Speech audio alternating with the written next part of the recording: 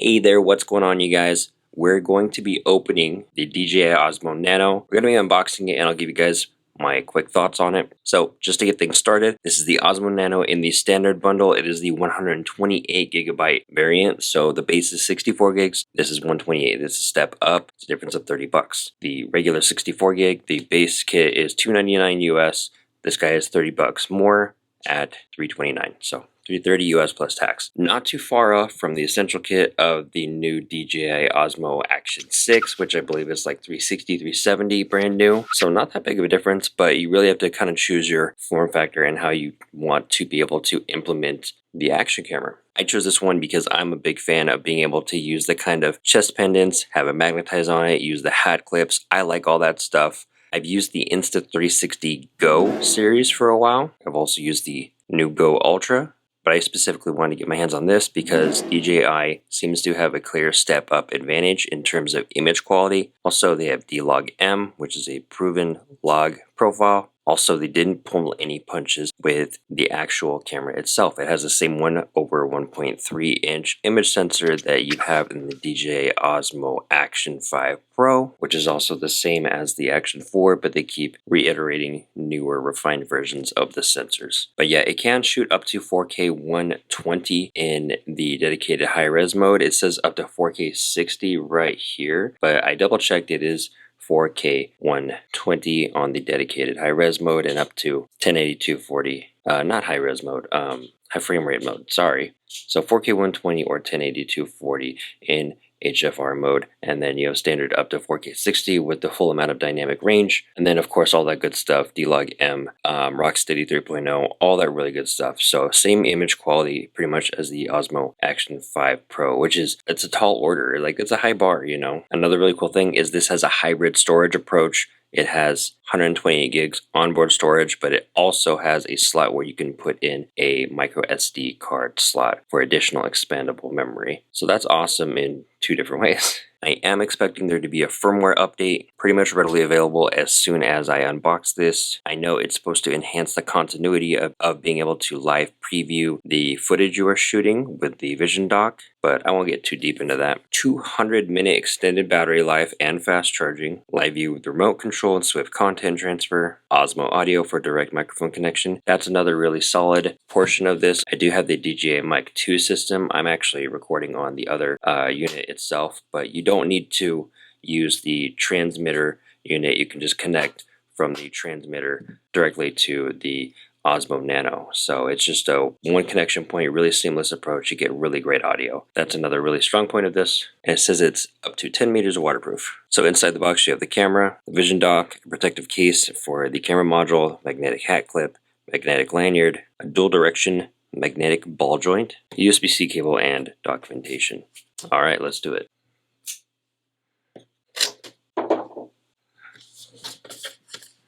And so again, this guy is meant to be replacing my Insta360 Go 3S, which has been a great overall little camera. It just has a, comparably much smaller sensor in there. And that camera pretty much pioneered the concept of this one, I think. I don't think this camera would exactly exist exactly how it is without them having made this camera, if I'm being honest. Suction cup mount. It's pretty widely agreed upon that DJI's Quick Connect system seems to be the best out of all that are available between GoPro and Insta360. Type-C cable. Oh, there's the protective case. Let's see what that looks like. Okay, it's definitely a molded hard plastic. Got the little pogo pins.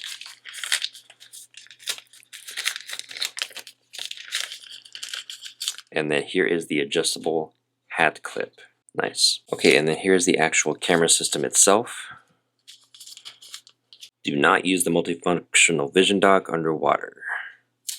Okay.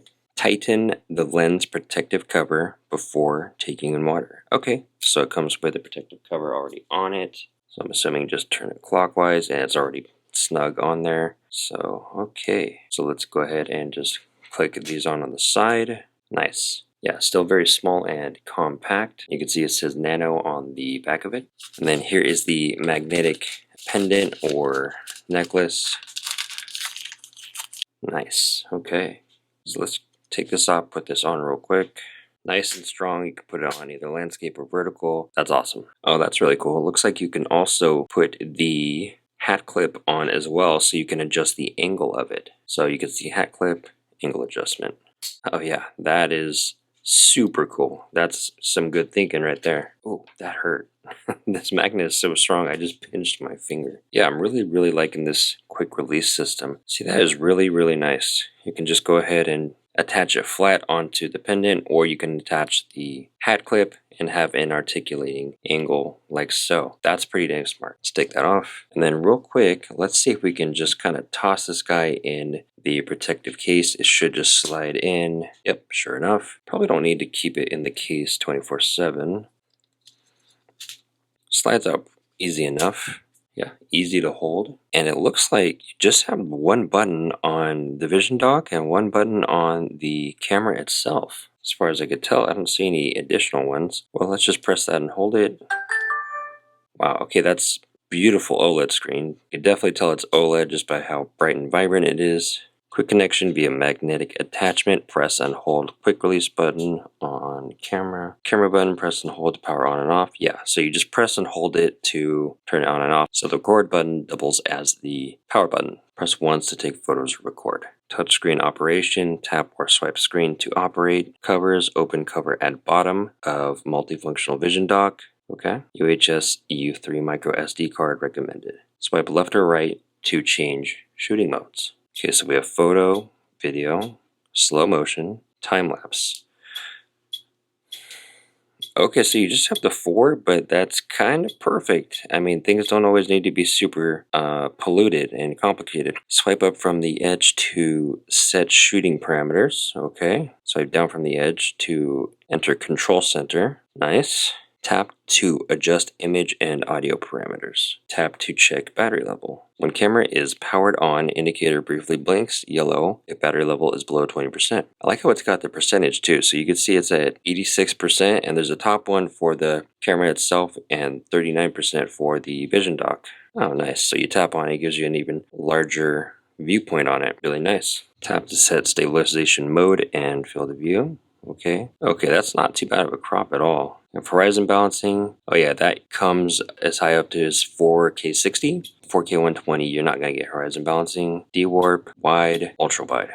So I'm just going to leave it on wide for right now. Use wide angle underwater to produce refractive distortions equivalent to focal length. And for standard deep warp, equivalent focal length is 15 millimeters. It's good to know. Wide equivalent focal length is 13, and same 13 millimeter equivalent focal length on ultra wide. Okay, well, I'll just leave it on wide. It's probably about a 15 or 16. I'd say it's probably like a 16 once you factor in the rock steady. Tap to enable pre-recording or loop recording. Okay, it does have pre-recording. That is great. Pre-recording is set up to as long as 5 minutes. Wow. Loop recording 5, 20, 1 hour. Nice. Okay, let's go up to 4K. You could do 4K 4:3 also, because I believe the sensor on this is 4:3 in dimensions. Let's go 16:9 up to 60. Cool stuff. Stabilization scenario daily. Suitable for scenarios without too many movements, such as walking or vlogging, to meet varied lighting conditions. Nice. Sport. Okay, I really like that, because even though it's an action camera, a lot of people do like, daily vlogs and daily routines and things like that. Endurance mode, I know that's for getting better battery, just squeezing every bit of battery life you can get out of it. So after turning it on, the image quality enhancement related functions will be turned off, effectively extending the shooting time. Okay, and here are the actual shooting settings, and I have a few that I'm really kind of excited to try. I've seen some footage of various other YouTubers using it, and some of the footage I've seen looks really good. So I'm looking forward to kind of testing and mixing out what kind of seems like it's going to look the best to my eye. Okay, if we tap on Pro, you can have either auto exposure and do AV stops to compensate, and I'm sure you can go ahead and set it to manual. Yep, there it is, and then you can just set everything however you normally would. Wow, okay. Let's go back to auto. We're gonna leave the auto white balance on how it is by default. Yeah, so we'll leave it on default auto. We're gonna leave glamour effects off because I'm ugly and there is no helping me. Color profile mode, normal 8-bit, normal 10-bit, and then D-Log M 10-bit. Let's do normal 10-bit for right now, and then as I get more acquainted with it, I'll shoot more in D-Log M. Okay. And then here's the audio sections. You can set it to shoot stereo or mono. And then noise reduction. Oh man, that is super cool. So it has built-in noise reduction. Maybe they have had these for at least for a little bit, but that is really cool that there's different modes to it. Between this and the noise reduction built into the DJI Mic 2 system I have, that is really good. That really comes in handy. So as an example right now, my office is right next to the washer and dryer, and they're both going right now, and they're fairly loud, but I have the door shut, but I'm heavily relying on the built-in noise reduction on the DJI Mic 2 right now. So it usually does pretty well, but I really need it to work well in this video, so let's hope. Okay, so yeah, this is all pretty typical setup of what you would see on most action cameras. You know, slide one direction, typically down for your quality settings, and then stabilization. Control panel from top down. Settings is on the right, and swipe from the left. Well, actually, if you swipe either way, it just kind of goes to the main menu. But if I hit left on here for the play button, I haven't taken any videos, so there's nothing on here yet. But that is to preview the shot footage. And then, yeah. So let's kind of go through the control panel really quickly, because typically there's at least a couple really important settings that you're going to want to change right out of the box. So let's just kind of go from left to right. So create and manage custom modes, brightness. Okay, this is a bright, beautiful OLED panel, so I'm going to turn it down just a little bit. Custom button, camera, and vision dock. Okay, so yeah, you can change what the single press and the double presses do. You can go ahead and lock the screen, swipe to unlock, and then here's mic settings. So if I have wireless mic connected to it, it'll show right there. Transmitter settings, I don't think it'll let me mess with it without anything connected. Yeah, that's fine. So you can enable 32-bit float, auto power on and off. Yeah, just really nice stuff. It's nice having low cut on there also. So go here, voice control. When enabled, speak commands, take photo, start or stop recording, 10% battery left. Okay, I better wrap this up. Okay, so here's actual settings. Always on display, screen off when recording, 2 minutes timeout, timer, shooting, built-in mic audio backup. Oh, that's nice. Underwater color correction, USB mode. Okay, so this is one of the main things that I was looking for, the bitrate. Usually on these action cameras, the default bitrate is set to standard. I pretty much am always going to want it to be set to high for the best possible quality, so let's set that to high. Sounds high, medium, low. I'm actually going to turn that to low right now. That way it's not completely muted, but it'll still make identifier and noise responses. You can turn off the LED right there, as you can see, so on, off, on, off. So if you want it off whenever you're recording and you don't need the light to be on 24/7, you can go and do that. Reference line, so that's guidelines. I auto power off 5 minutes. Resin calibration, storage, reset, device info. Yeah, all typically pretty standard stuff. So okay, last mode is, let's see, what is this? So pat, when powered off, Osmo Nano will start auto recording after 2 pats or the set interval duration. Okay, that's cool. So these are like smart auto features. Nod, when installed on helmet and powered off, Osmo Nano will start auto recording after 2 head nods or after the set interval duration. That's really useful. Customize, when powered off, Osmo Nano will start auto recording after the set interval or using other custom methods. Okay, and then page 2 is just a monitor of the storage. So far overall, I'm really liking this so far. I'm really excited to start shooting with it a lot more. I like the form factor and how it has a detachable nature of where you could just put on the hat or clip it onto your chest or whatever. Seems like it's built really well, and the reversible mounting system seems to be pretty darn well thought out too. So really cool stuff all around. So yeah, that was an unboxing and setup and overview of the new DJI Osmo Nano. Man, that is so cool. Alright, if you guys made it this far in the video, do me a favor, drop an emoji of a hat so I know you made it this far. Thanks for watching this unboxing. I'll see you guys in the next video.